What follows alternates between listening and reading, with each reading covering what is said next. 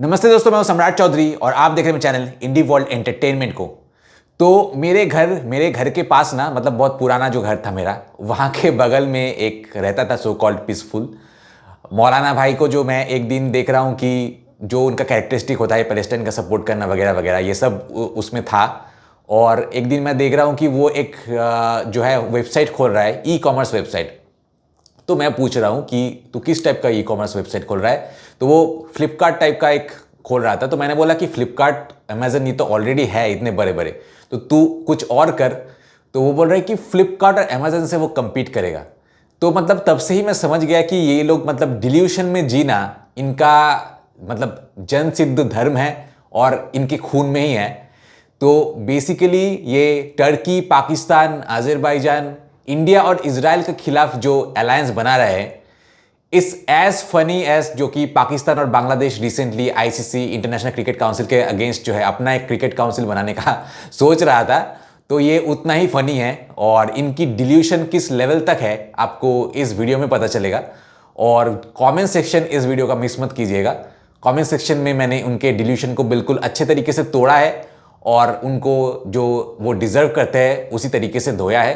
तो चलिए वीडियो को एंजॉय करते हैं। दोस्तों, ये वीडियो बस कुछ ही दिन पहले आया है और वीडियो का टाइटल है can Turkey, Saudi Arabia, Pakistan alliance stop Israel and India.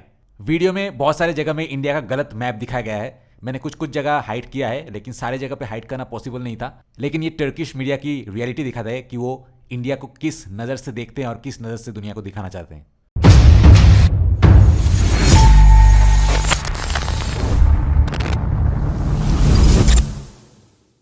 दोस्तों, मैंने बहुत सारे बिजनेस पार्टनर्स को, खास करके जो एनआरआईज है, उनके लिए चैनल बना के उनको इंडिया में एक stable source of income generate करके दिया है। अगर आप भी मेरे साथ पार्टनरशिप में चैनल स्टार्ट करना चाहते हैं, जहां चैनल के ओनर आप होंगे लेकिन कंटेंट मैं बना के दूंगा, तो मुझे कांटेक्ट कीजिए इस नंबर पे। Bir tarafta Türkiye, Suudi Arabistan ve Pakistan। एक ओर तुर्की, सऊदी अरब और पाकिस्तान खड़े हैं, दूसरी ओर यूनाइटेड अरब एमिरेट्स, इजराइल और भारत हैं। दुनिया में एक नया बाइपोलर फ्रंट उभरता हुआ दिखाई दे रहा है। पहले जियोपॉलिटिकल रेखाएं मुख्य रूप से यूनाइटेड स्टेट्स, रशिया और यूरोपियन यूनियन के बीच खींची जाती थीं। अब मिडल ईस्ट और एशिया में नए गठबंधन आकार ले रहे हैं। यदि आप पूछें कि पाकिस्तान का सबसे बड़ा प्रतिद्वंदी कौन है, तो उत्तर स्पष्ट है, भारत। लेकिन इन दिनों फॉर्मर पार्टनर्स भी अलग अलग पक्षों में दिखाई दे रहे हैं। उदाहरण के लिए सऊदी अरब और यूनाइटेड अरब एमिरेट्स को लें। जो कभी करीबी सहयोगी थे, वे अब कई मोर्चों पर प्रतिस्पर्धा कर रहे हैं। इन उभरती गठबंधनों के प्रमुख खिलाड़ियों पर नजर डालें, तुर्की और इजराइल। 7 अक्टूबर के बाद गाजा कॉन्फ्लिक्ट के तेज होने से दोनों देशों के बीच तनाव बना हुआ है। सीरिया में असाद रिजीम के कमजोर होने के बाद तुर्की और इजराइल कई बार इनडायरेक्टली आमने सामने आए हैं। एक और तुर्की, सऊदी अरब और पाकिस्तान का अलायंस खड़ा है, जिसे इस्लामी दुनिया की हार्ड पावर पर आधारित बताया जाता है। दूसरी ओर यूनाइटेड अरब एमिरेट्स, इजराइल और भारत के नेतृत्व वाला एक प्रतिद्वंदी मोर्चा है, जिसे टेक्नोलॉजी और ट्रेड पर केंद्रित लेकिन अपनी रणनीतिक महत्वाकांक्षाओं में आक्रामक बताया जाता है। तो हम इस स्थिति तक कैसे पहुंचे? इस नैरेटिव के अनुसार इसकी शुरुआत रियाद के लीडरशिप सर्कल्स के भीतर महसूस की गई गहरी असुरक्षा की भावना से हुई। Sizlik duygusuyla başladı. İsrail'in Gazze'de başladı। Gaza से शुरू होकर लेबनान, ईरान, कतर और सीरिया तक फैलते संघर्ष ने सऊदी अरब को अपनी सिक्योरिटी स्ट्रैटेजी पर फिर से सोचने के लिए मजबूर कर दिया। बरसों तक रियाद अमेरिका की सिक्योरिटी अम्ब्रेला पर निर्भर रहा, लेकिन वॉशिंगटन की चुप्पी और कई बार इजराइल के प्रति इनडायरेक्ट सपोर्ट ने भरोसे को कमजोर कर दिया। जब कतर पर हमला हुआ, जबकि वहां अमेरिकी एयर डिफेंस सिस्टम मौजूद थे, तब सऊदी नेतृत्व को लगा कि अमेरिकी गारंटी कागजी साबित हो सकती है। क्राउन प्रिंस मोहम्मद बिन सलमान ने निष्कर्ष निकाला कि अगर इजराइल अमेरिका समर्थित न्यूक्लियर पावर है, तो सऊदी अरब को भी अपना न्यूक्लियर शील्ड और मजबूत कन्वेंशनल फोर्सेस चाहिए। इसी सोच के तहत ध्यान पाकिस्तान की ओर गया, जो इस्लामी दुनिया का एकमात्र न्यूक्लियर आर्म्ड देश है। पाकिस्तान की न्यूक्लियर कैपेबिलिटी सऊदी अरब के लिए पावरफुल डिटरेंट बन सकती है, लेकिन क्या पाकिस्तान वास्तव में सुरक्षा देगा? ये एक गंभीर और जटिल सवाल है। केवल ऐसी घोषणा भी वैश्विक प्रभाव डाल सकती है, जैसा रशिया यूक्रेन वॉर में देखा गया, जहां न्यूक्लियर वेपन्स के विनाशकाली परिणामों के कारण उनका उपयोग टाला जाता है। रिपोर्टों के अनुसार सऊदी अरब ने बरसों तक पाकिस्तान के न्यूक्लियर प्रोग्राम को फाइनेंशियल सपोर्ट दिया और अब वो स्ट्रेटेजिक रिटर्न्स चाहता है। बढ़ते मिलिट्री कोऑर्डिनेशन, सऊदी भूमि पर पाकिस्तानी इलीट फोर्सेस की तैनाती की संभावना और अस्तित्वगत खतरे की स्थिति में पाकिस्तान के न्यूक्लियर डिटरेंट के उपयोग पर विचार इस गठबंधन की गंभीरता को दर्शाते हैं। लेकिन पाकिस्तान की लिमिटेड इंडस्ट्रियल और इकोनॉमिक लिमिटेशंस और सऊदी अरब की वेस्टर्न मिलिट्री सिस्टम्स पर निर्भरता ने एक स्ट्रेटेजिक गैप पैदा की। तुर्की सऊदी अरेबिया पाकिस्तान के अलाइनमेंट को लेकर स्पष्ट किया गया है कि उद्देश्य कोई सीमित गुट बनाना नहीं, बल्कि क्षेत्र के अधिक से अधिक देशों को साथ लाकर भरोसे पर आधारित व्यापक गठबंधन बनाना है। माना जाता है कि क्षेत्र की अस्थिरता का मुख्य कारण आपसी विश्वास की कमी रही है और इसी भरोसे को मजबूत करना जरूरी है।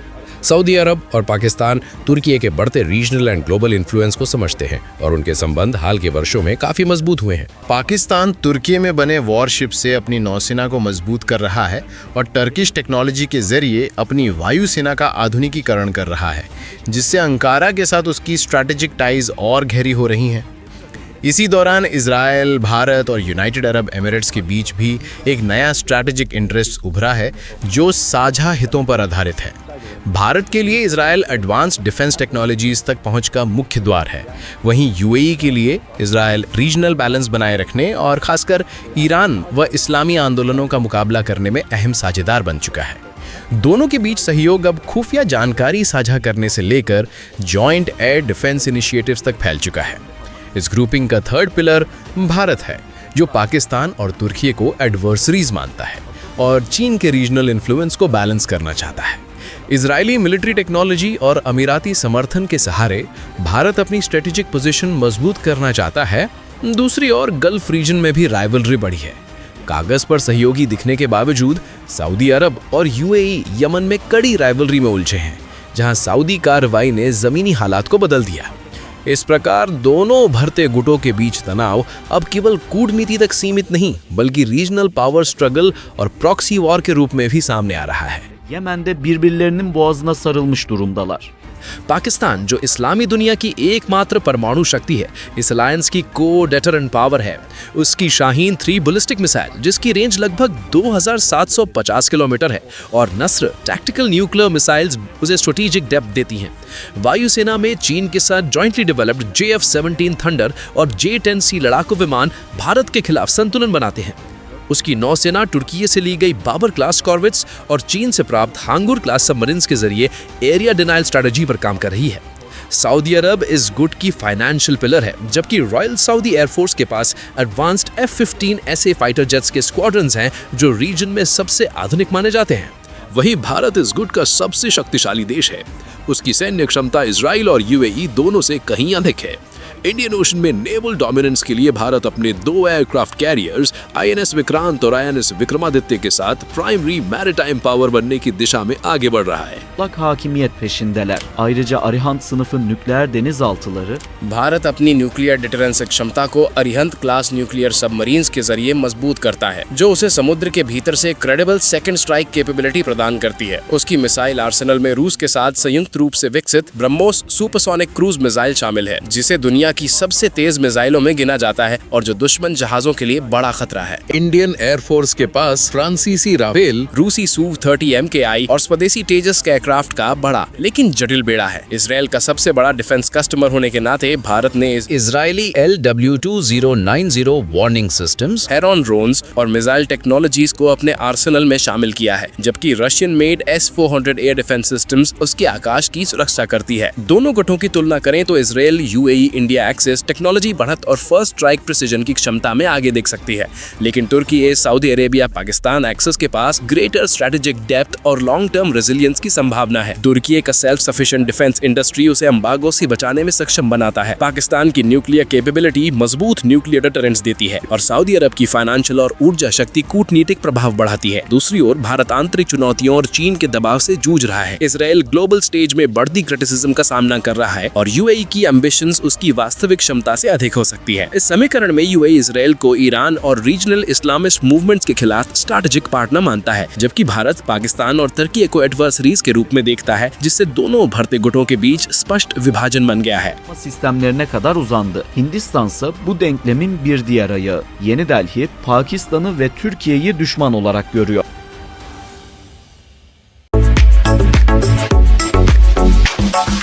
All I wanna कमेंट्स में मुनीब आरीन ने लिखा है कि तुर्की, सऊदी अरब, पाकिस्तान के गठबंधन को चीन का मजबूत समर्थन है और रूस भी इस गठबंधन का साथ देगा। 2 साल पहले चीन ने ईरान और सऊदी अरब के बीच की दुश्मनी को खत्म कराने में मीडिएशन भी किया था।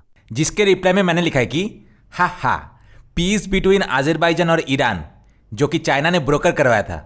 आइए देखते हैं उसका नजारा कि कैसे पीस चल रहा है दोनों देशों के बीच। Azerbaijan on Thursday accused Iran of launching a pair of drones into its territory.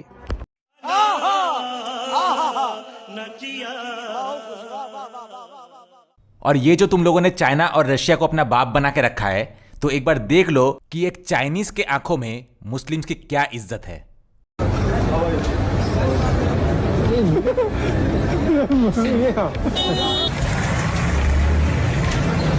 लेकिन एक कहावत है ना कि लातों के भूत बातों से नहीं मानते हैं, तो इनके लिए ऐसा ट्रीटमेंट ही सही है। ऐसे ट्रीटमेंट करोगे तो पाकिस्तान तुमको भगवान बना लेगा, और अगर अच्छे से इंडिया की तरह ट्रीट करोगे गाली ही देंगे। तो इससे बेहतर है कि चाइना की तरह ही इनको ट्रीट करो। उसके बाद अली ओरान ने लिखा है, हम इस्लाम की एकता के लिए अपनी जान भी कुर्बान कर देंगे। तुर्की, सऊदी अरब और पाकिस्तान जिंदाबाद। जिसके रिप्लाई में मैंने लिखा है कि एकता, हा मतलब देश के अंदर आए दिन जो है दंगे लगे रहते हैं, अपने ही अंदर सिया सुन्नी हजारों सेक्ट बना के खुद ही लड़ते रहते हैं। उधर बलूचिस्तान अच्छे से पेल रहा है, तो अपने देश के अंदर ही एकता नहीं है, चले है दूसरे देशों से एकता बनाने। तुम लोगों के बीच उतना ही एकता है जितना कि एकता कपूर के सीरियल में सास और बहू के बीच होता है। आज की बात तूने कुछ किया ना तो मुझसे बुरा कोई नहीं होगा, चल निकल यहां से। उसके बाद राजकी ईरान ने लिखा है, भारत के पास अग्नि 5 मिसाइल है जिसमें MIRV तकनीक है और पूरा तुर्की अग्नि 5 की मारक क्षमता के दायरे में आता है। फायर हूं मैं, चल जाएगा। नेक्स्ट मेती नोईगुन ने लिखा है कि जो किसी हत्यारे का दोस्त होता है वह भी हत्यारा ही होता है। न्यायेन राज्यम लवणेन भोज्यम। उसके बाद यूसुफ सरोगलू ने लिखा है कि काफिरों की जगह सिर्फ नरक में है। जिसके रिप्लाई में मैंने लिखा है कि जो इंटरनेट में बैठ के, जो कंप्यूटर में बैठ के तू ये कमेंट कर रहा है ना, वो भी काफिरों ने ही इन्वेंट किया है।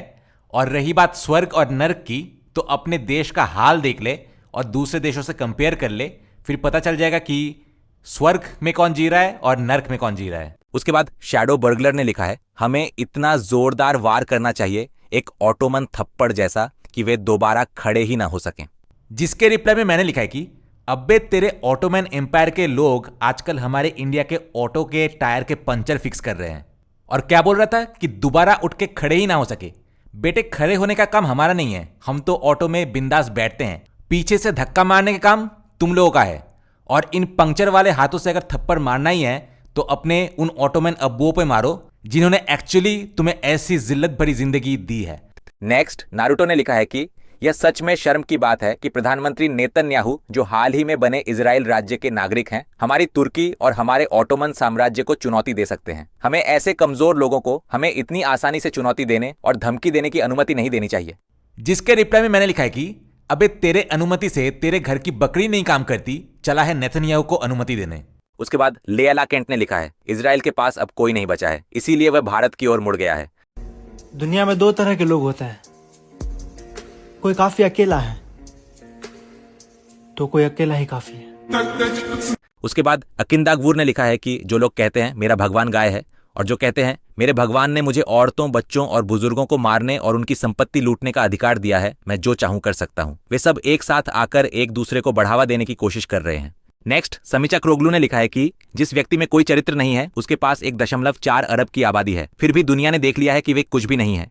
उसके बाद कौबिले जोहर ने लिखा है कि इस वीडियो में एक बात की कमी है कि अब पाकिस्तान के पास काफी अच्छी मिसाइलें हैं जैसे फतह 4, और यह टेक्नोलॉजी पाकिस्तान, सऊदी अरब और तुर्की के साथ शेयर कर सकता है। उसके बाद LVNTYRT ने लिखा है, हम तो किराया भी नहीं दे पा रहे हैं और तुम हथियारों की बात कर रहे हो।